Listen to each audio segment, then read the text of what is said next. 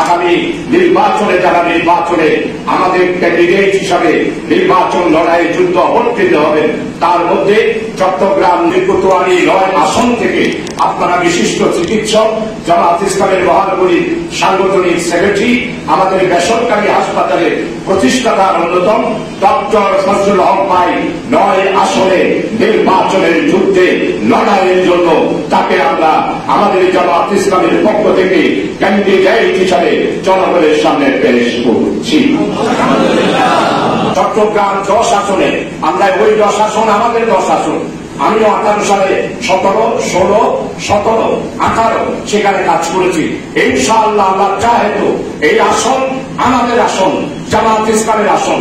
এই আসনে নির্বাচনী যুদ্ধে আল্লাহর উপর ভরসা করে জনবান্ধব, জননেতা, ত্যাগী নেতা, সাবেক কাউন্সিলর, আমাদের সাংগঠনিক সেক্রেটারি শামসুজ্জামান হেলালি ভাই জামাতের ক্যান্ডিডেট হিসাবে নির্বাচনের জন্য। এরপরে হলো 11 নির্বাচনী এলাকাকে আপনাদের সবারই পরিচিত চট্টগ্রাম কৃষি সন্তান একবার কাউন্সিলর নির্বাচিত হয়েছিল, জনবান্ধব লিডার, জামাত ইসলামের রূপন।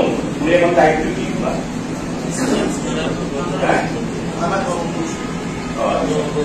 তারা কর্ম পরিষদের সদস্য, আমাদের প্রিয় ভাই জননেতা যারা শফিউল আলম ভাইকে নির্বাচনে যুদ্ধ করার, লড়াই করার জন্য শামসুজ্জামান হেলালি ভাই যুদ্ধ করবে আর উনি লড়াই করবে।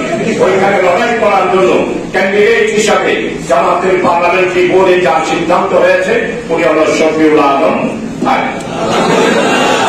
চট্টগ্রাম 8 আসনে আগামীকালে ইনশাআল্লাহ গোয়ালকালী, চাঁদগাঁও, কিছু অংশ আরো আছে, সব মিলায়া এইখানে বেসরকারি চিকিৎসার স্বপ্ন 10টা জননেতা এবং জনবান্ধব এবং আপনাদের সবারই পরিচিত মুখ।